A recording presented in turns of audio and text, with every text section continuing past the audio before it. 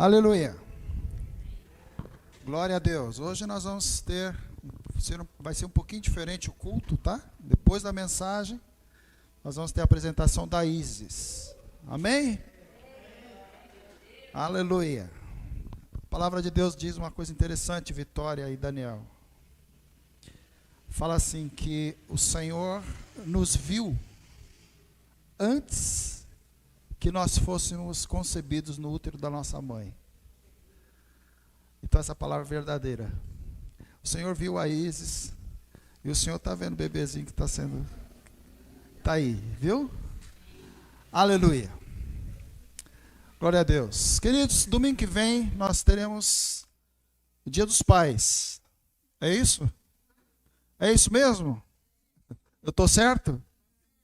Então tá bom. Então domingo que vem é o Dia dos Pais. E durante esses domingos eu estarei falando sobre a questão da paternidade, de ser pai. Eu estarei falando sobre alguns pais na igreja, da Bíblia, que a Bíblia fala. E nós veremos que não eram perfeitos. Mas o Senhor tinha planos, tinha projetos na vida daqueles homens. E Deus tem projetos nas nossas vidas.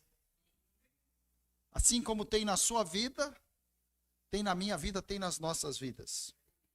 Então, durante esses domingos, eu estarei falando sobre isso, sobre a questão da paternidade, de atitudes, de comportamentos, de histórias que alguns pais na Bíblia tiveram, tá bom?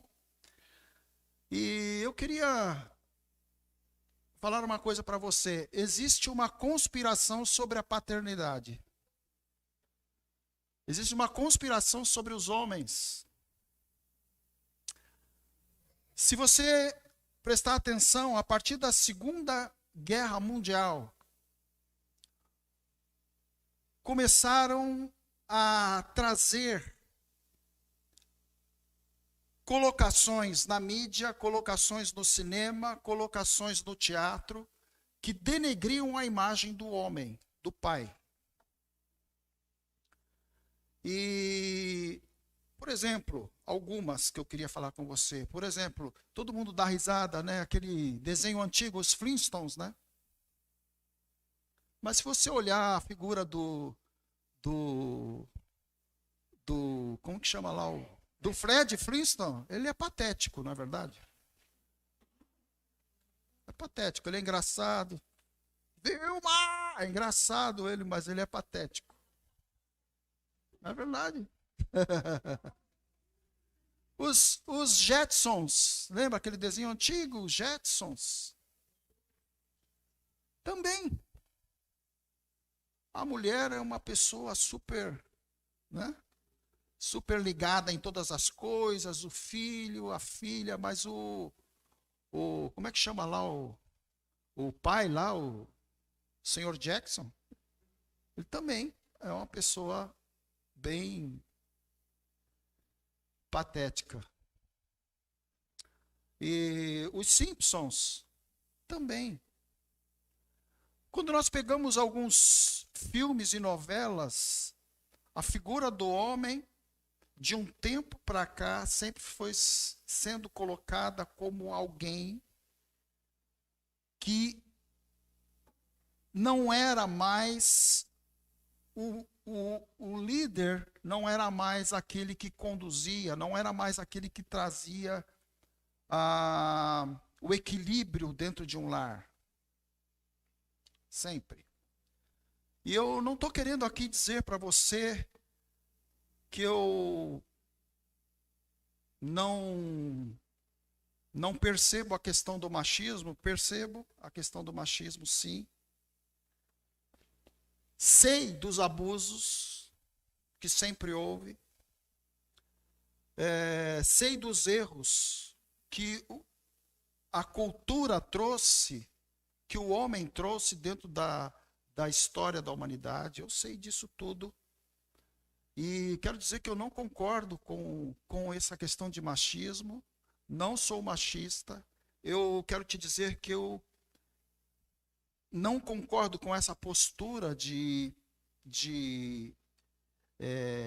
aquele que tem sempre razão, não concordo com isso. Mas eu também não posso concordar com a postura de denegrir a imagem do homem. Por quê? Porque quando você denigre a imagem do homem, você tira o equilíbrio da sociedade. Você tira o equilíbrio de um lar. E você, de uma certa forma, e a sociedade e a cultura ocidental tem feito isso com muita persistência. Ela traz uma imagem distorcida do homem e, consequentemente, do pai, para que a gente tenha uma ideia deformada de Deus, que é o Pai. Deus é o Pai eterno. E tem acontecido isso. Então, nós precisamos resgatar essa verdadeira imagem do homem como uma pessoa que tem a sua função na sociedade e que é uma pessoa que Deus tem projetos e tem planos para ele. Ele não é melhor do que ninguém, mas Deus tem planos e projetos para ele. Como nós estamos falando dos pais, como teremos o Dia dos Pais, eu gostaria de tocar nesta questão. Então, hoje, eu quero falar com você sobre o pai do filho pródigo. Nós sempre, quando ouvimos essa parábola, essa mensagem, existe uma atenção muito grande ao filho, não é? Geralmente usamos essa passagem para falar dos erros do filho, e que o filho vai, e o filho sai da presença do pai, comete um monte de erros e depois volta. E essa história eu quero convidar você a abrir a sua Bíblia lá em Lucas. Lucas, capítulo 15, que é onde está narrada essa parábola que Jesus contou do filho pródigo.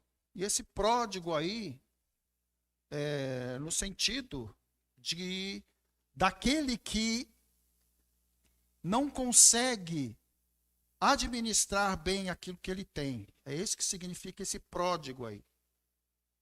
Tá bom? É aquele que gasta mais do que tem. Por isso que chama filho pródigo. Em algumas Bíblias está a parábola do filho perdido. Então essa história ela é bem longa, então nós não vamos ler, porque provavelmente você já conhece toda essa história. Então eu vou fazer um breve resumo dessa história e depois eu vou contextualizar ela para os nossos dias. Então essa história, ela conta, Jesus fala a respeito de um homem que tinha 2 filhos. E esses 2 filhos viviam com ele ali na sua casa. Ele tinha uma casa, uma boa propriedade. E um dia o filho mais novo chega para o pai e fala assim: ó pai, eu quero a minha parte na herança. Eu quero a minha parte. E aí a história fala que o pai vai e vende a sua propriedade. A gente não se atenta para isso. Mas ele vende a propriedade. E então ele divide, ele reparte aquele valor com aqueles filhos. E aí o filho mais novo sai da presença do pai, vai embora, vai para outros lugares e vive de uma forma totalmente errada. Faz coisas erradas, faz coisas que vão contra Deus, faz tudo que é errado. E gasta tudo que tem.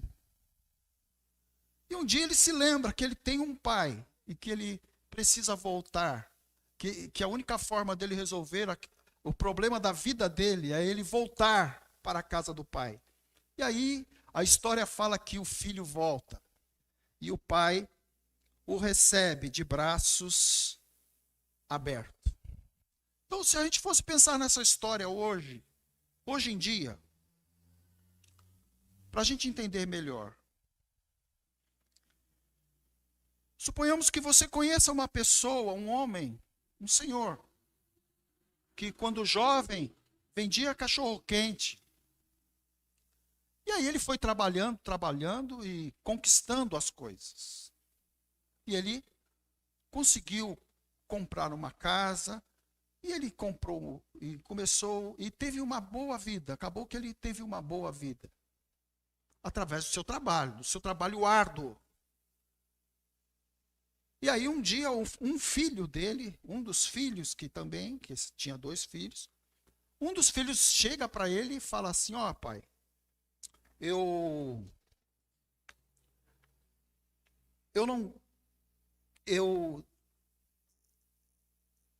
não esse é o termo que eu quero deixar bem claro para você, que é o que fica claro no original. Fala assim, o que o rapaz fala para o pai, na verdade, é o seguinte: pai, presta atenção nisso. Não fica claro, muito claro aqui, mas no original é isso que o filho fala para o pai. Ele fala assim: pai, como você não morre logo, e eu não gosto de estar aqui com você, me dê a parte da minha herança. E aí, o pai vende tudo,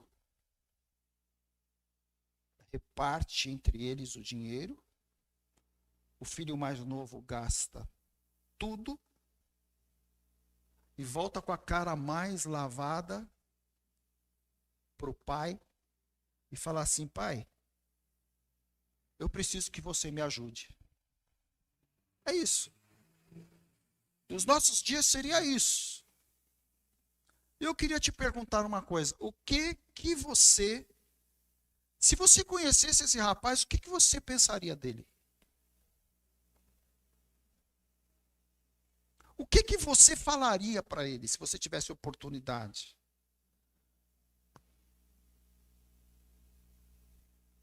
Qual o seu conceito dele? Você gostaria que ele tivesse amizade com o seu filho?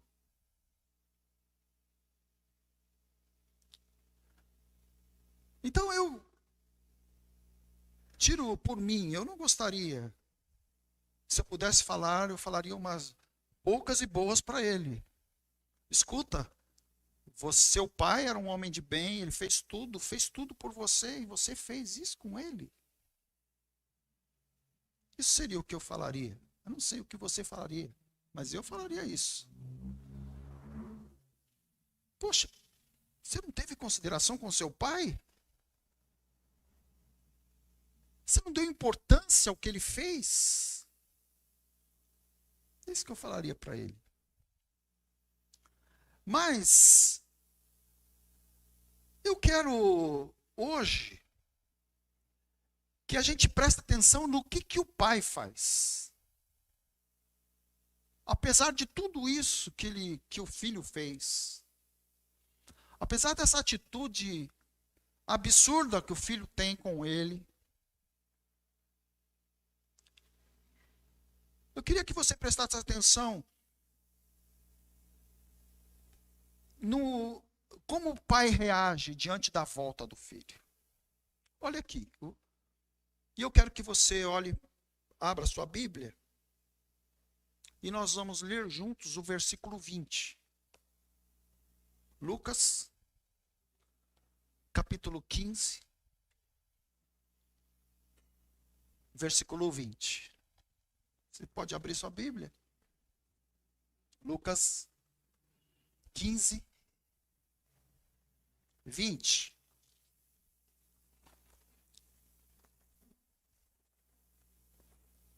Então o filho desperdiça tudo e volta. olha o que o pai faz. Versículo 20. A seguir, vamos ler juntos? A seguir, levantou-se e foi para seu pai. Estando ainda longe, seu pai o viu e, cheio de compaixão, correu para seu filho e o abraçou e o beijou. Foi isso que o pai fez. Então, de longe, o pai reconhece o seu filho. Eu queria te perguntar uma coisa. Como será que o pai reconheceu o seu filho? Porque, veja bem, com certeza aquele moço estava bem diferente do que quando ele saiu. Ele já não era mais tão robusto como era antes, ele passou fome. Então ele ficou bem magro. Com certeza, não devia estar muito limpo. Devia estar numa situação bem precária. Ele também não deveria estar com as roupas que ele saiu. Provavelmente estava com roupas rasgadas, roupas sujas, pelo que a gente consegue detectar aqui dessa parábola que Jesus fala. Roupas rasgadas. Mas aqui, esse versículo fala que, estando ainda longe, seu pai o viu. Aleluia!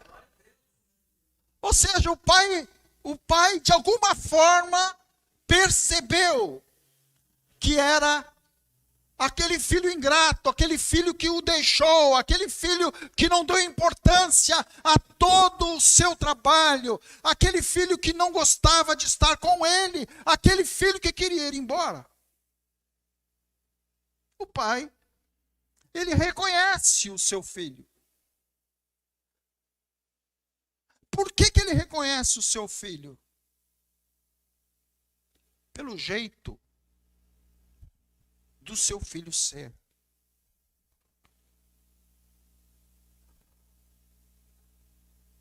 Salmo 139, versículos de 1 a 5, fala assim, Salmo 139, do versículo 1 ao versículo 5, fala assim: Senhor, tu me sondas e me conheces. Sabes quando me assento e quando me levanto. De longe percebes os meus pensamentos. Sabes muito bem quando trabalho e quando descanso, quando os meus caminhos são bem conhecidos por ti. Antes mesmo que a palavra me chegue à língua, tu já a conheces inteiramente, Senhor. Aleluia. Tu me cercas por trás e pela frente e põe a tua mão sobre mim. Então, esse pai, ele representa Deus. E a palavra de Deus está falando que Deus nos conhece como nós somos. Deus sabe quem você é. Deus conhece os meandros do seu coração. Deus conhece aquilo que está na sua mente que ninguém sabe. Deus sabe do seu potencial, aquilo que você pode fazer e que você não reconhece. Deus conhece você. Assim como esse pai conheceu o seu filho, apesar de estar de uma forma totalmente diferente, provavelmente totalmente degradada, aquele pai conheceu o seu filho. Eu quero te dizer hoje, você que está aqui, você que está me ouvindo aí pelo Facebook, pelo YouTube, eu quero dizer para vocês que o Pai dos céus conhece você do jeito que você realmente é. A sua essência o Senhor conhece. Aleluia, o Senhor sabe o jeito que você está aqui. nesse momento, o jeito que você está ouvindo essa palavra, o Senhor sabe das decepções, o Senhor sabe dos abusos, o Senhor sabe da tristeza, o Senhor sabe tudo o que acontece com você e como você é. O Senhor te conhece. O pai reconheceu de longe.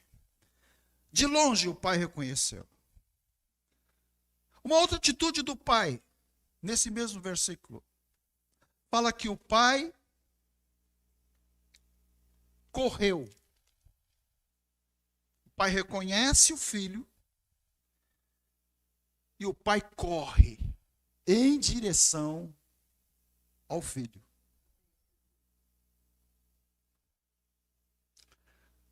Essa cultura judaica, se nós pensarmos, e ainda esse tempo, era o tempo em que os anciões eram os patriarcas.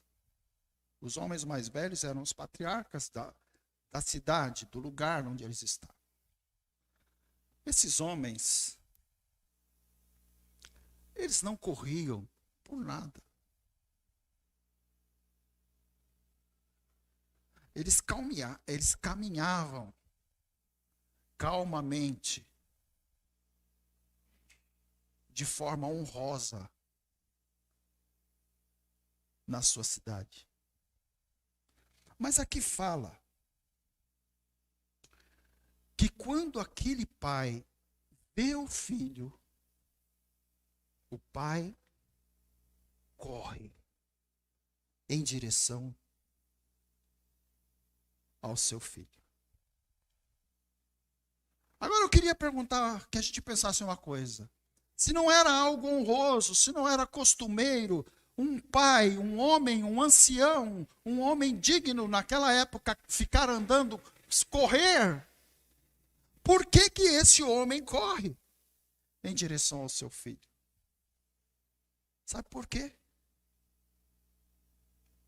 Porque provavelmente para o filho dele chegar na casa dele, ele teria que passar pelo vilarejo. Então ele vinha de outra cidade, o filho vinha de outra cidade, e vinha lá caminhando. Para ele chegar na casa do pai, ele teria que passar pelo vilarejo. E no vilarejo ficavam os homens da cidade. As pessoas que cuidavam da cultura da cidade. Os religiosos que cuidavam da questão da lei. E a lei dizia que se um filho desonrasse o seu pai, ele deveria ser apedrejado em praça pública. Esse era o costume da época. Isso era o que a lei dizia. Isso era o que as pessoas faziam. E então esse pai, para impedir que isso acontecesse com o seu filho, ele corre em direção ao seu filho antes que aqueles homens pegassem as pedras e apedrejassem o seu filho. Ele vai em direção ao seu filho, ele corre em direção ao seu filho para proteger aquele que havia ido embora. Aquele que tinha deixado para trás tudo aquilo que ele representava. O pai, ele vai e ele corre em direção ao seu filho para guardá-lo. Para guardá-lo. E aí nesse mesmo versículo, fala aqui uma outra atitude do pai. Aí nesse mesmo versículo que nós lemos, fala que o pai o abraça. Amém? Não é isso que está aí? Dá uma olhada. Então o pai vai, o pai reconhece, o pai corre em direção, e quando o pai chega próximo ao seu filho, ele o abraça. É como se o pai estivesse falando para aquelas pessoas ali do vilarejo que queriam apedrejar o seu filho. É como se ele estivesse falando assim: se vocês só vão matar o meu filho se vocês me matarem primeiro. Aleluia. É isso. É isso que Jesus estava ensinando para eles. É isso que Jesus estava falando. É como se aquele pai estivesse abraçando o seu filho e falando assim, ó, falando no ouvido do filho: ninguém vai fazer mal para você. Você está assustado, você está preocupado, você está com medo. Mas eu estou aqui. É como se ele estivesse falando isso no ouvido do seu filho. E com as suas atitudes, ele falando isso para aqueles homens que queriam atirar as pedras naquele moço. Falando assim: olha, se vocês quiserem matar ele, vocês vão ter que me matar primeiro. Vocês vão ter que passar por cima de mim para fazer mal a este filho. É este meu filho. E aí, nesse mesmo versículo, a palavra diz uma coisa interessante. Fala que o pai beija o seu filho. Então o pai, ele reconhece, ele corre em direção, ele abraça e ele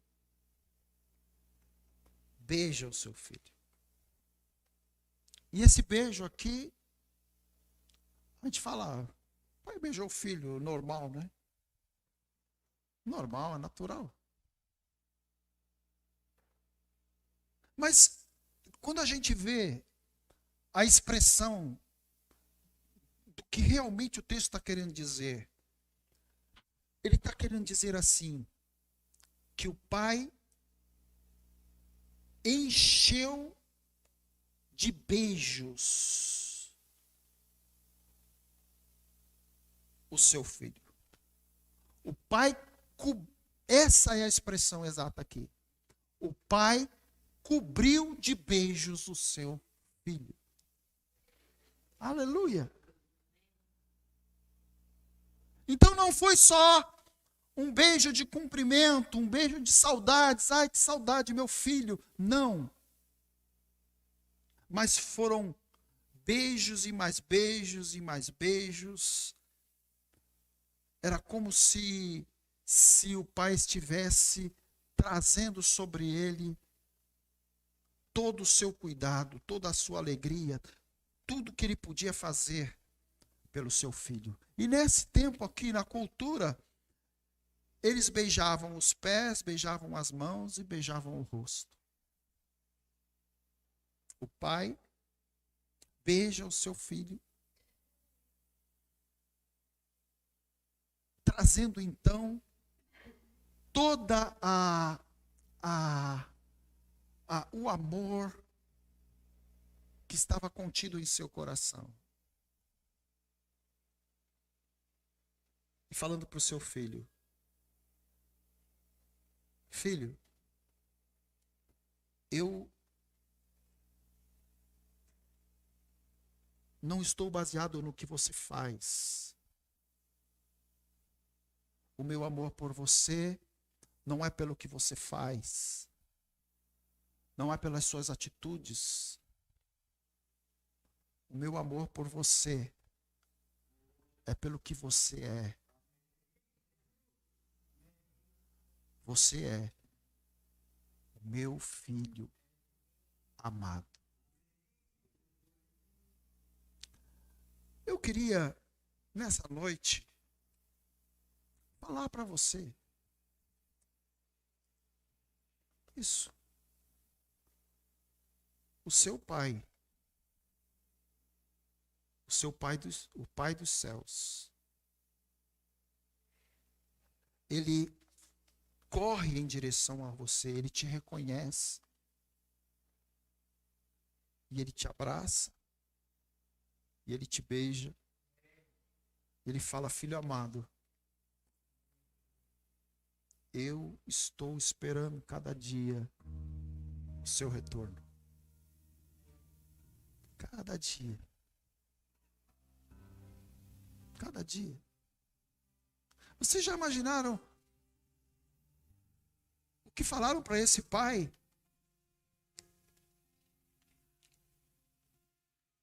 Aquele filho que te deixou vai voltar.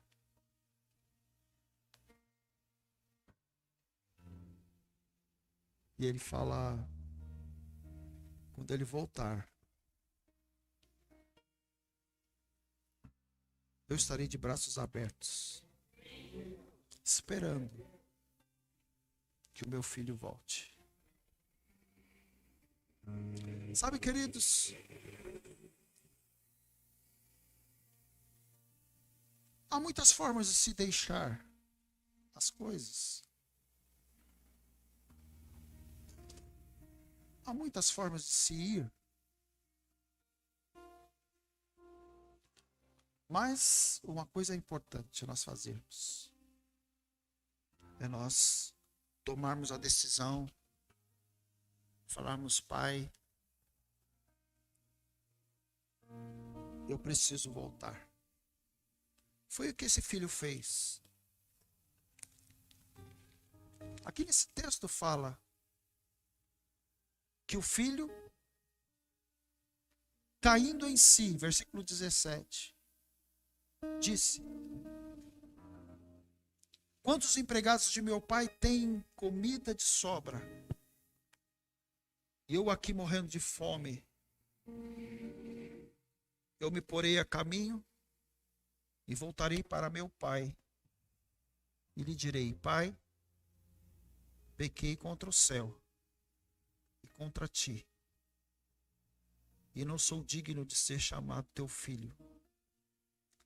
Trata-me como um dos teus empregados. Sabe mais uma coisa que esse homem faz? Quando ele abraça o seu filho, quando ele beija o seu filho, ele está falando para aquelas pessoas, com esse ato, ele está falando para aquelas pessoas ali que estão próximas. Ele está falando: esse homem que voltou, ele continua sendo o meu filho. Porque nessa época aqui, eles só beijavam, eles só abraçavam pessoas da família ou pessoas muito próximas, muito íntimas. Então, esse pai está dizendo para aquelas pessoas que estão ali ao redor, está falando: este é o meu filho. Ele voltou. E ele tem o direito de ser, ele tem o direito de estar sobre tudo aquilo que é meu e que pertence a mim. Nessa noite eu queria falar para você que Deus, o Pai,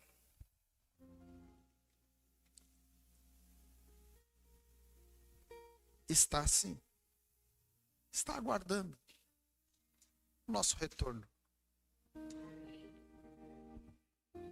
Quando eu falo de retorno aqui, eu não estou falando simplesmente de retorno, de estar na igreja, não é isso, isso é importante.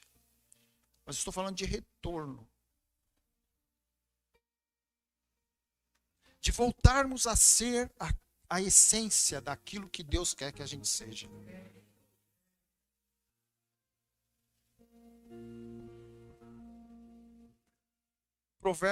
Salmos 139, versículo 16, fala que quando nós estávamos no útero da nossa mãe, os teus olhos viram o meu embrião, todos os dias determinados para mim foram escritos no teu livro, antes de qualquer deles existir. Isso me leva a pensar que Deus escreveu a minha história e escreveu a sua história. Então voltar também é isso. É voltarmos a descobrir aquilo que Deus quer que eu seja. Aquilo que Deus quer que eu faça.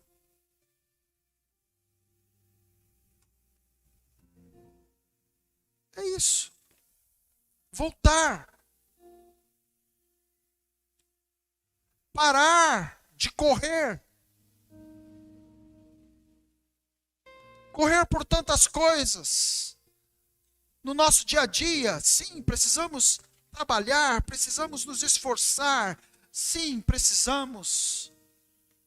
Mas nós precisamos voltar para o Pai. E falar para Ele aquilo que esse moço falou. Pai, eu estou aqui de volta. Queria convidar você a fechar os seus olhos, nós vamos orar.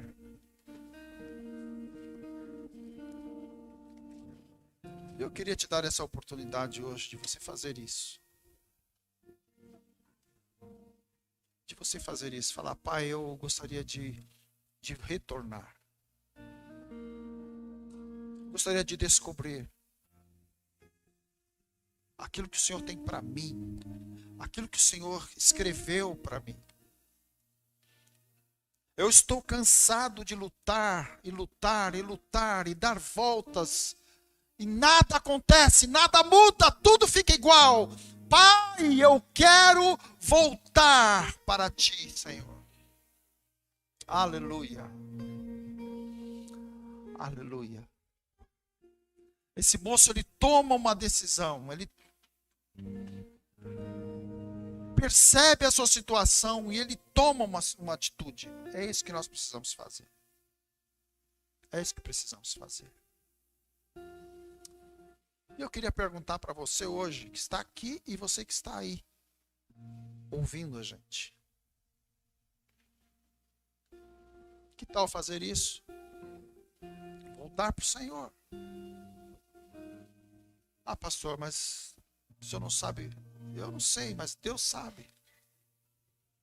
Ele conhece. Eu quero te dizer que não tem nada que assuste Deus. Nada.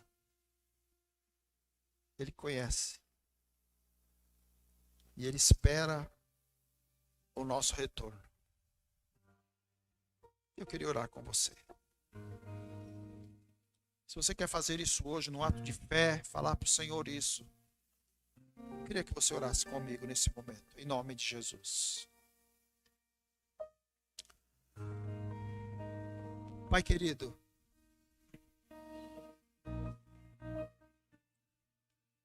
eu estou aqui, estou de volta, Senhor. E eu te peço que o Senhor me ajude a ficar de pé, Senhor. Estou cansado, estou triste, estou desanimado, mas eu venho aqui diante de Ti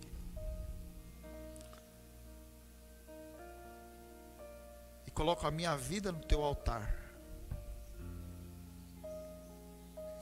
Me receba, Senhor, como teu filho amado. Em nome de Jesus. Em nome de Jesus. Amém. Amém. Eu queria orar com você. Fique de olhos fechados. Alguém fez isso hoje? Eu queria orar com você. Alguém quer fazer isso hoje? Colocar sua vida diante do altar. Alguém? Falar: olha, Deus, eu estou cansado de tentar tantas coisas e não dar certo. Mas hoje, ouvindo esta palavra, que é a tua palavra, eu decido tomar uma posição diante de ti. Alguém quer fazer isso? Eu quero orar com você. Dê um sinal. Alguém? Alguém? Você que está me ouvindo aí pelo YouTube, pelo Face, se você quer tomar uma decisão, mande uma mensagem para nós. Nós vamos entrar em contato com você. Vamos te ajudar a entender o Pai que quer abraçá-lo, que quer ter você com Ele. Aleluia. Aleluia, aleluia, aleluia. Em nome de Jesus. Amém, Senhor. Amém. Glória a Deus. Amém. Eu queria chamar então, nós vamos apresentar a Isis. Queria que a Ivete viesse aqui. Nós vamos apresentar a Isis.